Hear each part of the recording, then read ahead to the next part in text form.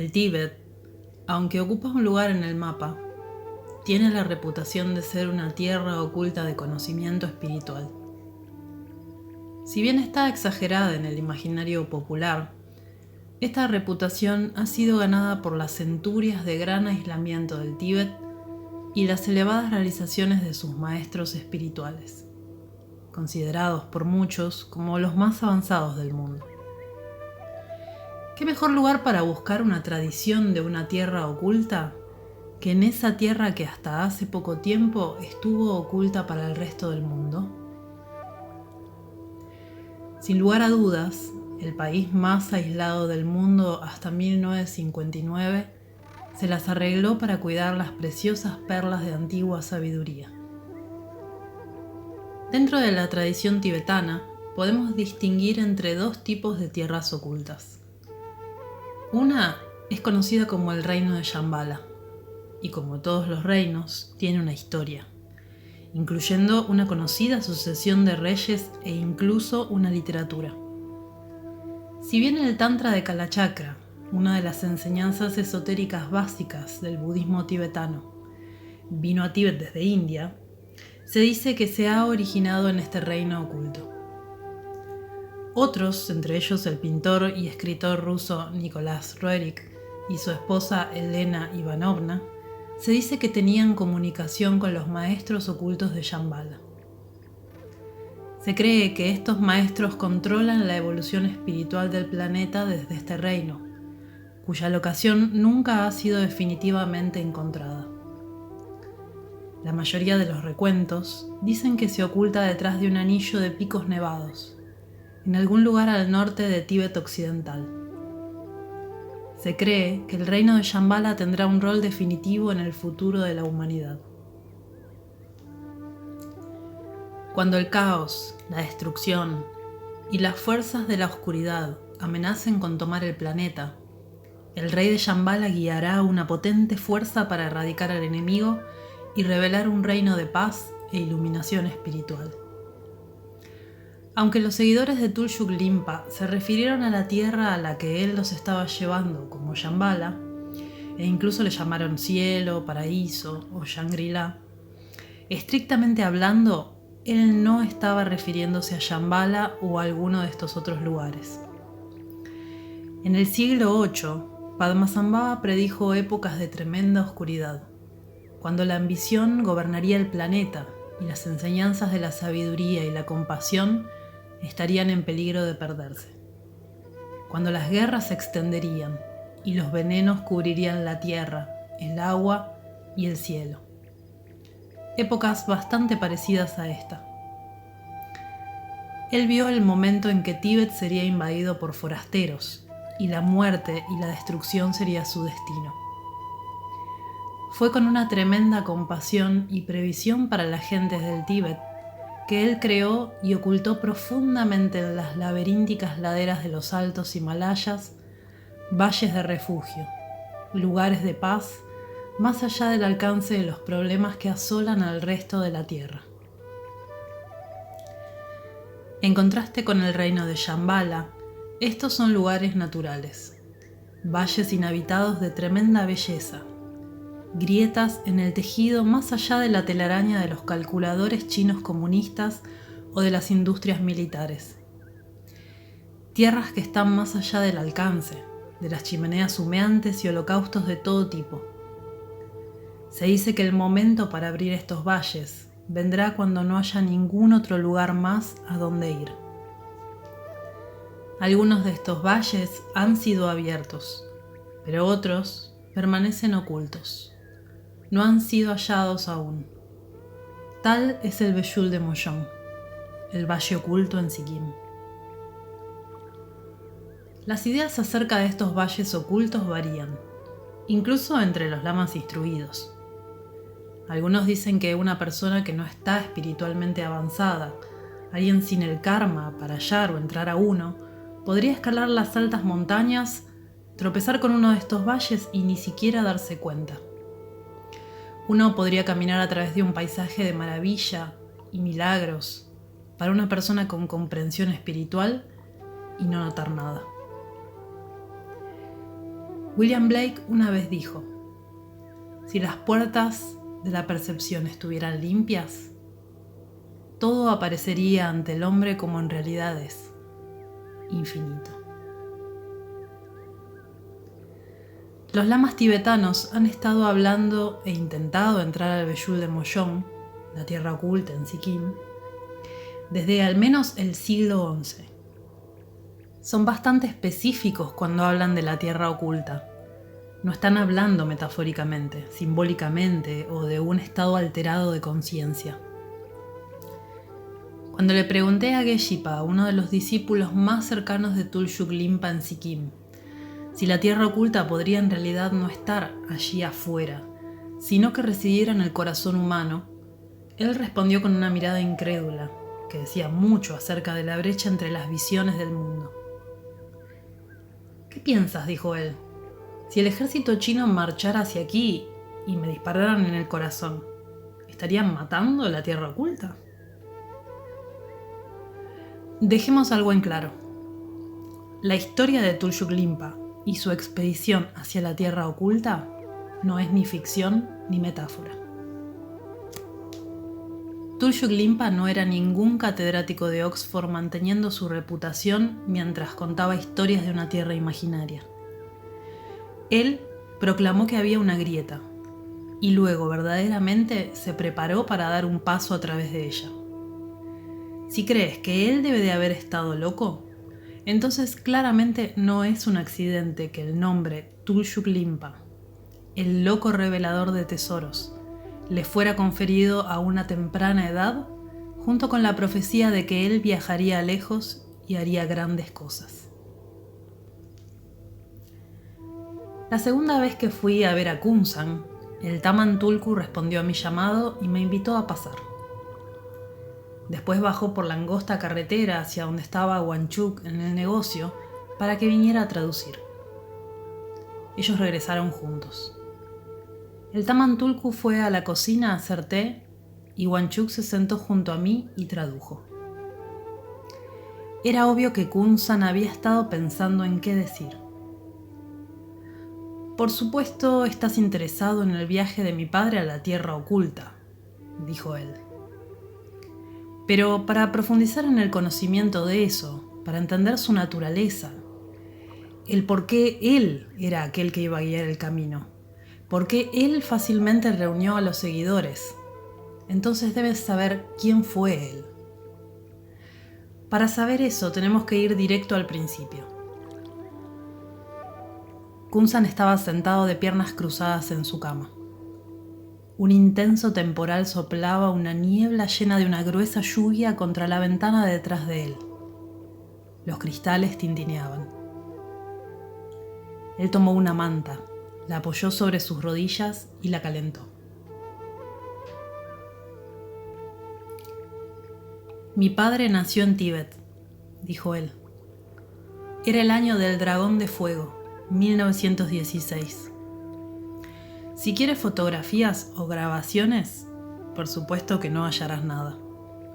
El mundo en el cual él pasó la niñez ya no existe. Lo que él decía era cierto. La distancia entre el Tíbet de esos días y el presente es infranqueable. Una brecha más grande aún en esta época de fácil transporte que entre dos puntos cualquiera del mundo. En esos días probablemente habría tomado semanas de arduo viaje ir desde Golok, su tierra natal, al lugar más cercano con comunicación regular con el mundo exterior. Ahora tal vez probablemente puedes ir de Nueva York a Golok en días, pero el Golok que hallarás no tendrá nada que ver con el Golok de la época de Tulshuk Limpa. La invasión china de los años 50 lo destruyó todo. Incluso la gente se fue. De aquellos que podrían haberlo conocido, muchos eran campas, conocidos por su fiera resistencia a los chinos, y no habían sobrevivido a la invasión. Otros sobrevivieron al volar hacia el sur por sobre los Himalayas, donde se dispersaron a lo largo de toda India y más allá. ¿Qué podemos saber del Tíbet de los años 20? Dijo Kunsan. si no es por las historias que nuestros ancianos nos han contado? Lo que conozco de los primeros años de la vida de mi padre, lo escuché directamente de él y de su padre Kiechok Limpa. Como su nombre lo indica, mi abuelo era también un Limpa, un revelador de tesoros.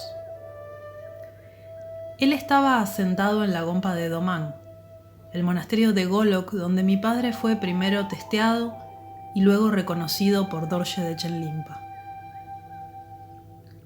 El tamán Tulku trajo té, abrió una lata con galletitas y se sentó de piernas cruzadas en el piso, con su rostro ansioso por oír la historia. Conociendo a mi padre, continuó Kumsan, solo puedo imaginar que cuando él fue un niño debe haber sido difícil para todos disciplinarlo en su aprendizaje. A veces lo hallaban en el templo recitando mantras esotéricos de memoria cuando se suponía que debía estar en clase. Sus maestros, si bien al principio no entendían cómo era esto posible, comenzaron a darse cuenta de que Dorje de Limpa sabía desde el principio. Tulshuk Limpa tenía un destino extraordinario ante él. Mi abuelo, Kiechok Limpa, tenía 2 esposas. El nombre de su primera esposa era Kilo. No sabemos el nombre de su segunda esposa. Ella nunca logró salir de Tíbet y es probable que muriera a manos de los chinos. Los Limpas a menudo tienen 2 esposas. La segunda esposa es llamada Kandro en tibetano, o Dakini en sánscrito, y se traduce como caminante del cielo. Ella es como una mezcla entre una amante y un ángel. Las Kandros son intermediarias entre los Limpas y los reinos ocultos con los que tienen una relación especial. Tulshuk Limpa fue el único hijo de la primera esposa de su padre. Tenía una media hermana y 3 medios hermanos, los hijos de su padre con su segunda esposa. Uno de estos hermanos fue asesinado durante un robo en los caminos en las altas, solitarias y salvajes planicies tibetanas. Como muchos hombres de Kham, los 2 hermanos de Tulshuk Limpa eran valientes guerreros. Pelearon en la guerrilla cuando los chinos invadieron en 1951. Probablemente fueron encerrados en una cárcel china de la cual nunca salieron. Un destino bastante común entre los guerreros Khampa. En un vano intento de expulsar a los chinos cuando invadieron Tíbet, la CIA norteamericana comenzó a entrenar a los valientes guerreros Khampa en la guerra de guerrillas. La media hermana de Tulshuk Limpa, Tashi Lamo, se casó con un hombre tibetano que había sido entrenado por la CIA. Ellos escaparon a Nepal y recibieron asilo en Francia. Ahora viven y tienen casas en París, Nueva York y Katmandú. En algún momento de la adolescencia de Tulshuk Limpa, él se fue de casa. Sabemos que fue a Lhasa. Ya había sido reconocido como alguien extraordinario y tenía mecenas. Dado que la mayor parte de los lamas no trabajan para mantenerse, necesitan mecenas que los cuiden. Tulshuk Limpa tenía mecenas en Lhasa que eran altos oficiales del Dalai Lama. Cuando Tulshuk Limpa tenía aproximadamente 18 años, fue a un monasterio en el Tíbet central que estaba junto a un convento. Phuntsok Choeden, quien entonces era una jovencita, no era una monja, sino que vivía en el pueblo vecino, en Chonggay.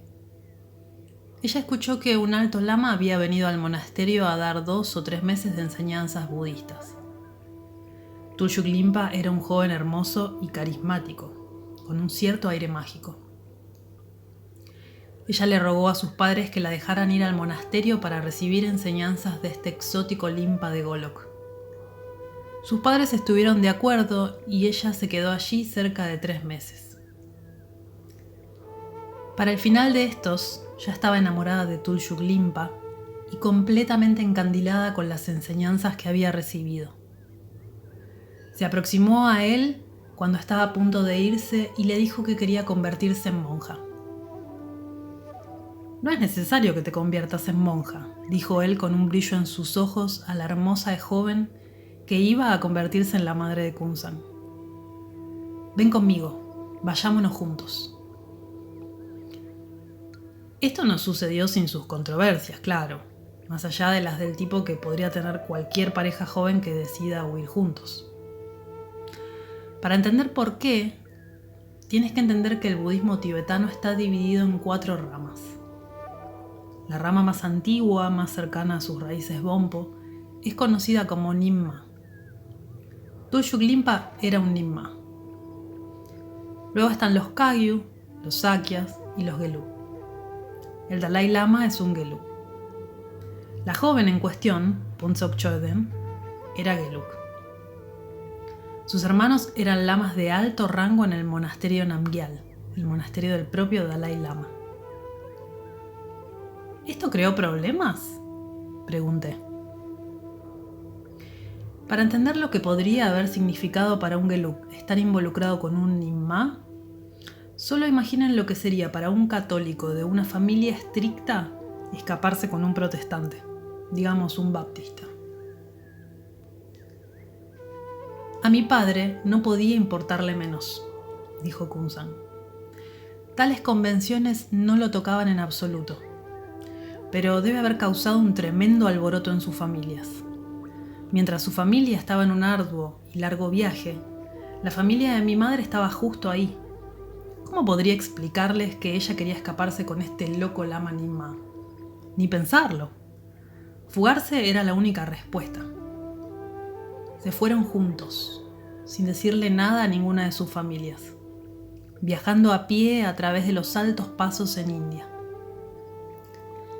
Años más tarde, cuando se encontraron con algunos lamas del monasterio del Dalai Lama en Lhasa y preguntaron si los hermanos de mi madre todavía vivían allí y si estaban bien, los lamas exclamaron: ¿Eres su hermana? Ellos pensaron que habías muerto años atrás. La joven pareja caminó hacia el sur a través de los Himalayas, hacia las cálidas planicies de la India británica. Esto debe haber sido hacia finales de los años 30. Fueron de este a oeste visitando los principales lugares de peregrinaje budista, tales como Bodh Gaya, donde el Buda dejó de buscar un maestro y una enseñanza con el fin de sentarse bajo un árbol y examinar su propia mente hasta alcanzar la conciencia despierta de la iluminación. Luego fueron a un lugar en los Himalayas occidentales, que en esa época era probablemente el lugar más importante específicamente para los budistas tibetanos en India, un lago sagrado llamado Rebalsar, conocido por los tibetanos como Tsopema, en lo que es ahora Himachal Pradesh, pero que en ese entonces era parte del Punjab. Tsopema es sagrado a causa de Padmasambhava. Antes de ir a Tíbet, Padmasambhava fue a Mandi, el cual no está lejos de Tsopema, y entonces era conocido como el reino de Sajor. El rey de Sajor tenía una hija tan hermosa que los maharajas de todas partes la querían como la esposa para sus propios hijos. Su nombre era Princesa Mandarava. Aunque el rey estaba buscando al mejor pretendiente, ella se sentía atraída por una vida espiritual y de ascetismo. No estaba interesada en ninguno de los pretendientes que su padre le había presentado. Padmasambhava era una asceta errante, decididamente un pretendiente no apto para una princesa. Mientras atravesaba el reino, conoció a la princesa Mandarava y se enamoraron. Ella se convirtió en una de sus 2 principales consortes. Cuando el rey escuchó el rumor de esto, no estaba para nada feliz. Puso a su hija desnuda y envuelta entre espinas y la puso en un agujero junto al río. Llevó a Padmasambhava a un lugar abierto donde fue puesto sobre una pila de madera, que fue encendida. En lugar de perecer en el fuego, Padmasambhava transformó el fuego en un lago en el medio del cual apareció con su consorte, la princesa Mandarava, sentado en una flor de loto. El rey estaba tan impresionado que no solo aprobó su unión, sino que permitió que su reino se convirtiera al Dharma budista. Fue después de eso que Padmasambhava fue a Tíbet. Tuljuk Limpa debe haber tenido cerca de 20 años cuando llegó a Sopema. Aunque era joven, ya había comenzado a atraer la atención. En los monasterios agrupados alrededor del lago sagrado y en la comunidad de aquellos que habían ido allí en peregrinaje, tibetanos y aquellos de origen tibetano de las altas montañas hacia Ladakh, su brillo era universalmente reconocido. Donde fuera que él fuere, se reunían personas a su alrededor que querían aprender de él. Con el exhaustivo conocimiento de las deidades y todos sus aspectos, y una gran mano artística y constante, fue natural que se convirtiera en un consumado pintor de tankas. Muy pronto tuvo discípulos a los cuales impartió sus prodigiosas habilidades de pintura. Los lamas del antiguo monasterio Nimma en Sopema le solicitaron que pintara la vida de Padmasambhava en los muros del templo, una tarea a la que dedicó 2 años. También sabía medicina tibetana, la lectura de los pulsos, el uso de las hierbas. Solía realizar rituales usando un espejo convexo hecho de metal, pulido y lustroso, en el cual él podía ver cosas que nadie más podía ver, y a través de este medio él podía sanar a las personas. Venían a él personas con epilepsia y él las curaba. Fuera donde fuera, su reputación como sanador lo precedía, y la gente iba para ser curada. Mientras que otros tertones y altos lamas debían realizar muchas puyas para que la cura tuviera efecto, Tuljuk Limpa solo tenía que realizarlo una vez. Se creía que cuando él hacía ciertos rituales, incluso aquellos en los alrededores que no se hallaban en el ritual eran sanados. Eso era parte del brillo que él poseía. Habiendo sido iniciado en muchas enseñanzas tántricas, sabía cómo manipular las fuerzas sutiles, las deidades, los demonios, a través de medios rituales. Podía desvanecer maldiciones, predecir el futuro e incluso sabía cómo hacer que lloviera y que parara también. La gente no monástica venía para consultarlo y los lamas venían en busca de enseñanzas. Kunsan me explicó que Sopema era un lugar de peregrinaje para las personas del budismo tibetano, así como también aquellos de los altos valles de Himachal Pradesh, Chamba, Lahaul y Spiti, que se hallan al borde de la frontera en Ladakh y la meseta tibetana. Para llegar a estos valles, uno debe cruzar pasajes peligrosos, nevados la mayor parte del año. Son algunos de los más inaccesibles lugares en India, y especialmente en esos días absolutamente remotos. Los emisarios de las aldeas en estos altos valles, uno más remoto que el otro, comenzaron a llegar a Sopema con invitaciones para Tuljuk Limpa, para que fuera a sus villas y se hiciera cargo de sus monasterios. Luego de rechazar muchas ofertas, accedió a ir a una aldea en el valle Pangi en el distrito de Chamba, y allí fue que tuvo su primer monasterio. Él y mi madre vivieron en Pangi durante 15 años, concluyó Kunsan. Mi hermana Kamala nació allí, y yo también. Es el primer lugar que recuerdo. La ventana detrás de Kunsan temblaba. El gran viento cargado de lluvia sonaba como nudillos que golpeaban los cristales. La nube golpeó la ventana con un ruido seco y la abrió. Kunsan saltó como un resorte desde donde estaba sentado de piernas cruzadas en su cama para cerrarla. Luego volvió a sentarse. Secó sus manos en una vieja toalla y sirvió té de la botella de metal. El vapor emergió con una nube que ahora impregnaba toda la habitación. Con este clima es difícil imaginar los paisajes de mi niñez, dijo él. Nada podría ser más diferente de esta vegetación húmeda. El valle en el cual yo viví apenas sí tenía vegetación. Eran solo escarpadas laderas de roca, peñascos y rocas de paredes verticales que se elevaban hacia la nieve, los glaciares y los picos de las montañas. El río Chenab, que se origina en los altos picos glaciares de Spiti, rugía por sobre los gigantescos peñascos redondeados en el valle. Por encima de la aldea, en las inalcanzables partes altas del valle, leopardos de las nieves acechaban a las ovejas salvajes. Pangui era uno de los lugares más remotos en los Himalayas indios. En esos días solo se podía viajar caminando o a caballo. Es un vasto paisaje y a más de 10.000 pies de altura los inviernos son muy crudos. Las aldeas son pocas y durante los largos inviernos quedan desconectadas unas de otras, y ni mencionar del resto del mundo. La vida en el valle era como ha sido durante siglos.